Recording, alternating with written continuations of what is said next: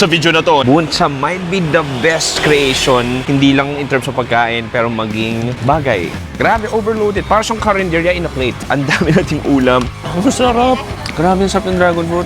Oh, it tastes like Hanoi. Nandito tayo sa Danang, Vietnam, pare. Samahan nyo kong mag-late night food trip dito sa Danang. Pops, welcome to the second channel. Sa second channel, anything goes. Kung anong mahanap natin, yun yung kakainin natin. At Pops, nakasakay ako sa motor ngayon. At una sa lahat, ang gusto kong kainin ngayong gabi is crave ako ng buncha. Ang buncha, isang sikat na noodle dish sa Hanoi na may pork patty, pork belly. At Pops, kumain na tayo. Sarah!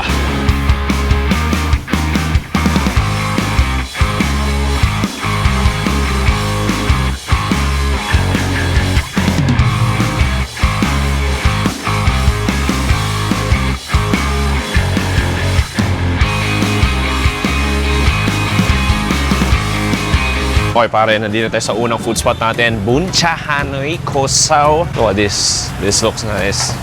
Finish? No more buncha? Oh. Sarado na po, China. No more buncha. Hanap tayo bang buncha?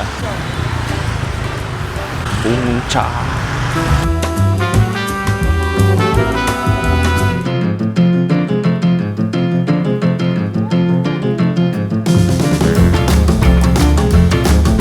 Okay pare, nandito tayo sa Buncha place natin. Look at this. Ito yung mga menu nila. Basically, may pho din sila. Very Hanoi, bun and kwa. Pero, syempre, nandito tayo para sa Buncha. Sabi ko nga, Buncha might be the best creation. Hindi lang in terms of pagkain, pero maging bagay. Bakag na ako. Anyway, Pops, order na tayo. Chara. Order one more. Buncha.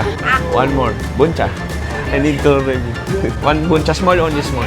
Okay, Pops, so makikita mo, one buncha, yeah, small. Okay, so makita mo ito yung menu nila. Iba't ibang klaseng pho. Pho. Ang daming pho. And then, here's the buncha. Look at this. So, may small and large.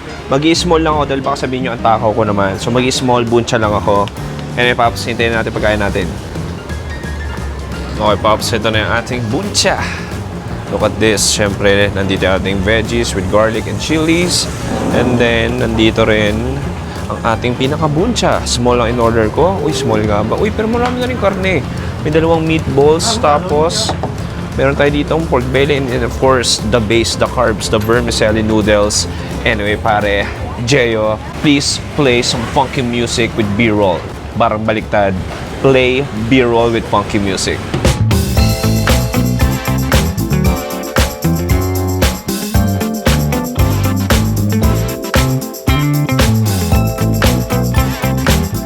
Okay, Pops. So, makikita mo, ito na yon. Ito yung pinakasabaw natin. Ito, meron tayo itong radish. Ito yung meatball natin. Dalawang klase talaga ng karne. Ang buncha, isang meatball at isang pork belly. Ayan yung pork belly. Sige, tikim muna tayo sabaw. Cheers! Oh, wow. It tastes like Hanoi. That extra virgin, umami-rich, sweet, salty, fishy na fishy na patis, pare. Sarap. Timplahan na natin. Gagawin ko, sili, ibuhos natin. Bawang, it goes in. And then, let's give it a mix, and a mix. Tikman nga natin kung nag-improve. Isa pa. Oh, nice. So, yun na. Yung ginger, yung bawang, yung anghang. Oh, wow. And then, yung smoky flavor galing dun sa mga inihaw. And then, it's time to eat. It's time to eat, pare. Alam mo, gusto kong tikman lang muna yung pork belly. Tastes like Hanoi. Sweet, smoky. Yung tosta nandun. Harap. Okay. This time, kuha tayo ng noodles. I-dip natin dito. And then, may pork belly dito at labuyo. Cheers.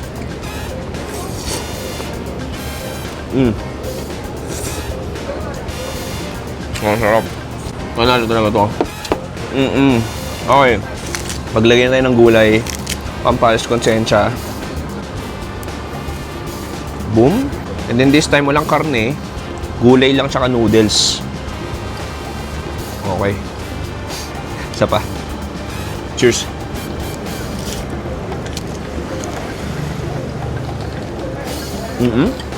Ang bango sa bibig. Ang sarap. Alam mo, this time, gusto ko try itong meatball. Ang sarap. No, wow. Grabe, sobrang malasa siya. And then, ang taba nung texture niya, ang spongy, smoky. And then, yung marination, ang sarap, panalo. Hindi ko yung na-expect yun, ha. Mas masarap yung meatball kaysa doon sa pork belly. Ito, lagay ko ng noodles.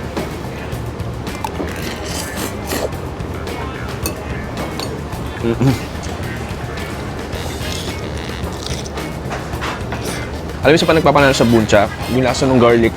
Ang sarap.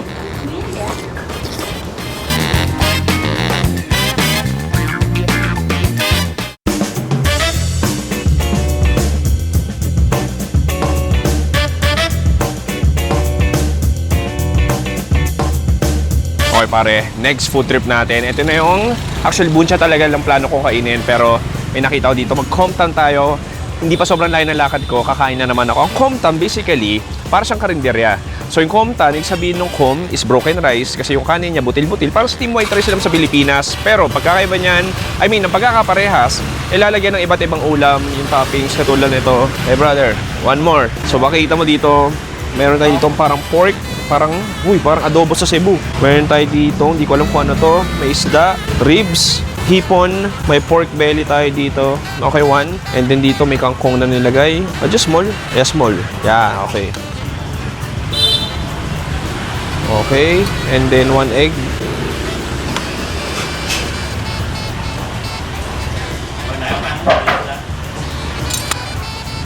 Okay, lagyan ng itlog. And then, what's this? Yak. Yak? This one na lang. This one. This one na lang. Tinagalog ko. Sausage, Sausage. And then, what? This one. Fish, Ang daming ulam. Okay, good. And then lalagyan niyan ng spring onions to top it all. Okay. Bound nyo? 45. 45, okay.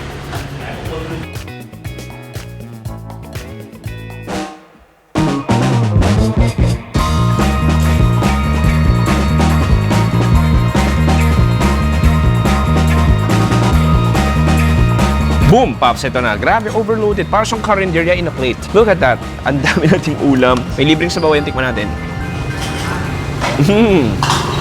I like it. Very cold. Sinula ng init. Medyo mamantika lang siya. Ayoko na-describe. Baka malait ko dahil sobrang bland at ang lamig niya. Anyway, punta tayo dito. Ito naman yung pinunta natin eh. Iba't ibang ulam, di ba? Parang sa Pilipinas lang din, karinderya. Maganda dito sa Vietnam, yung ulam, how do you say this? Pwede mo matikman sa isang plato lahat. Di katulad sa atin kasi di ba parang kailangan mo umorder ng isang order mismo para lang magkaulam. Dito, pwede mo matikman small portion by small portions para marami kang ulam. Anyway, alam mo, I wanna try. Tikman natin to. Itong itlog. Sabi masarap daw to eh. Cheers. Sarap na. Kasi scrambled egg or omelette na very spongy. At the same time, may noodles sa mushroom sa loob. Oh yeah, hindi ko na-expect. Next, try natin itong kangkong.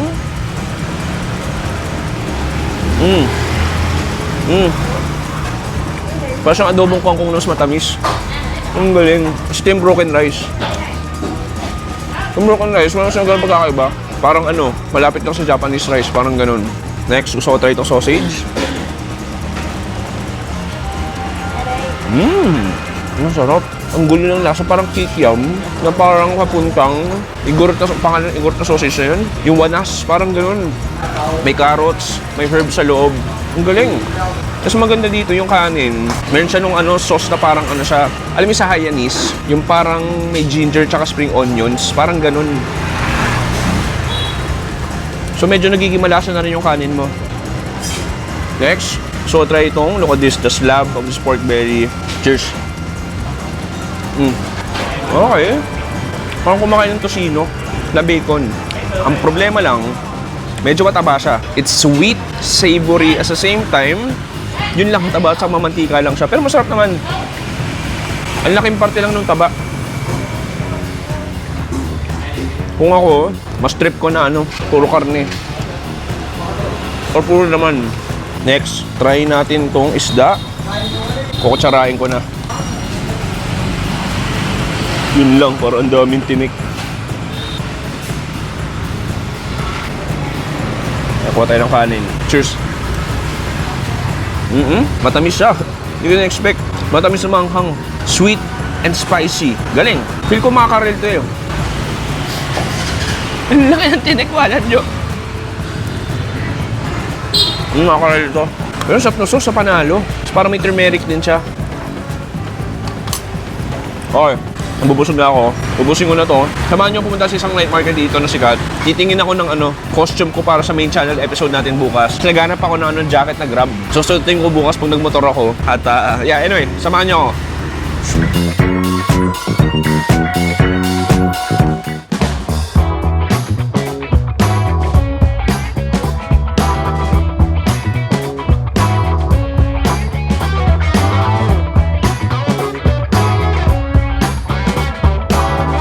Okay, Pops Touchdown. Nandito sa Sontra Night Market.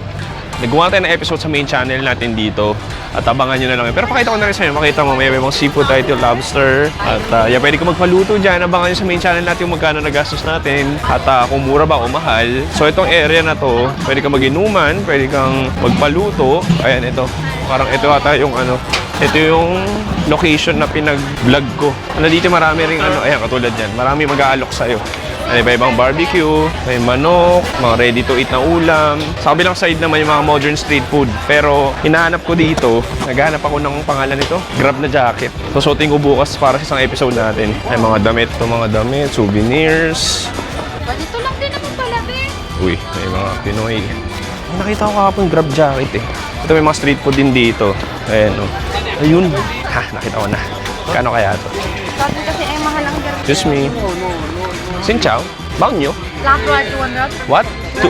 200? Flat white maximum size. 200? What size is this? What?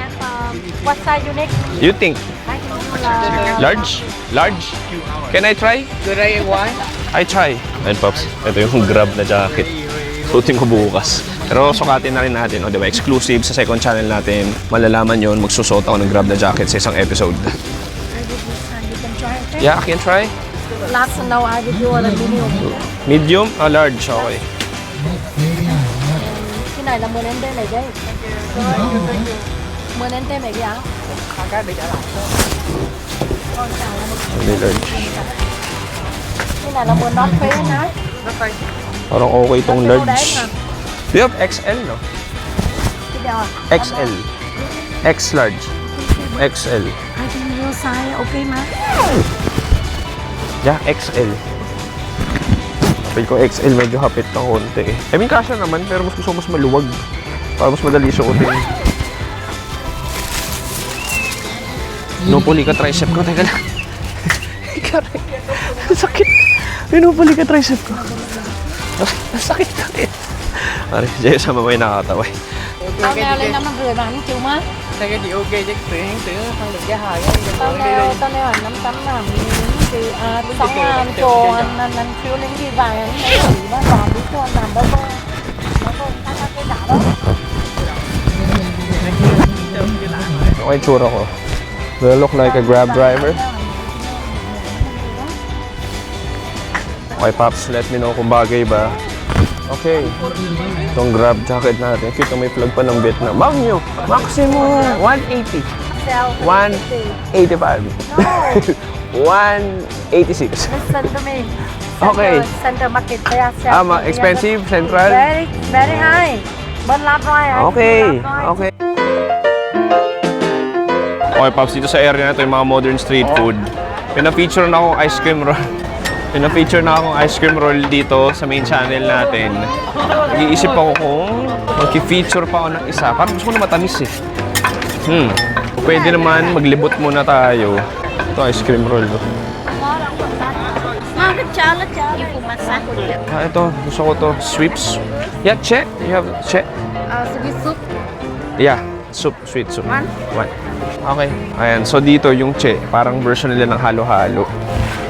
Ayan, so makikita mo dito. Ayan, so una sa lahat, gatas ba yan? O, gatas pare. Gatas. Ilalagay dito sa bowl. Uy, premix na siya. So, para siya may mangga, coconut meat. Tapos lagyan na ng yelo. Yun na yun. Tapos maghihiwa pa siya ng prutas. May dragon fruit. Uy, kakaiba to ah. Pang never ako nakita ng dragon fruit sa che.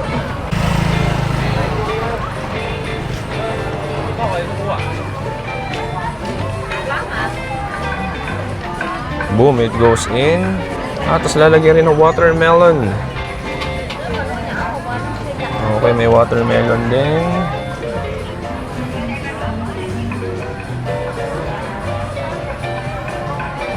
Hindi, may lalagay pa ba siya?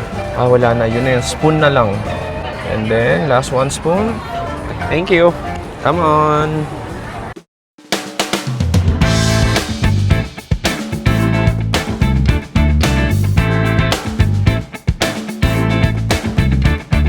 Okay pare, tapusin natin isang mahabang gabi. Ang init, pawis na ako, hinubod ko na yung grab jacket ko. Ang init pa na. Anyway, Pops, ito na yun. Makikita mo ito yung che. Look at this, very beautiful. I-simmer natin, ibabad natin para maging pink din yung gata. So makikita mo, dragon fruit, watermelon, milk, that's it. Tikman mo natin dragon fruit. Cheers! Ang sarap! Oh, wow, ang sarap. Grabe ang sarap ng dragon fruit. Ang tamis. Kahit yung gatos natin banana para, it's like, just very milky, berry-like flavor. Parang watermelon din yung dragon fruit eh. Na parang papuntang avocado, parang ganun. I wanna try next, itong watermelon natin. Uy, may langka rin pala.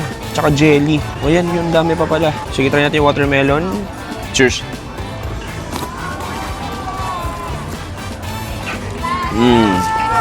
Sarap. Parang medyo kalasan yung mga pink na gulaman sa sa kalsada sa Pilipinas. Sarap. Lalo na, hindi po ikot ng ikot. Ang init. Ito may gulaman tsaka langka. I love it. It's so delicious. Ang healthy pa. Yung maganda, healthy. Ang cute din ng gulaman nila dito, no? Parang iba-iba yung texture. Here, Pops. Last bite.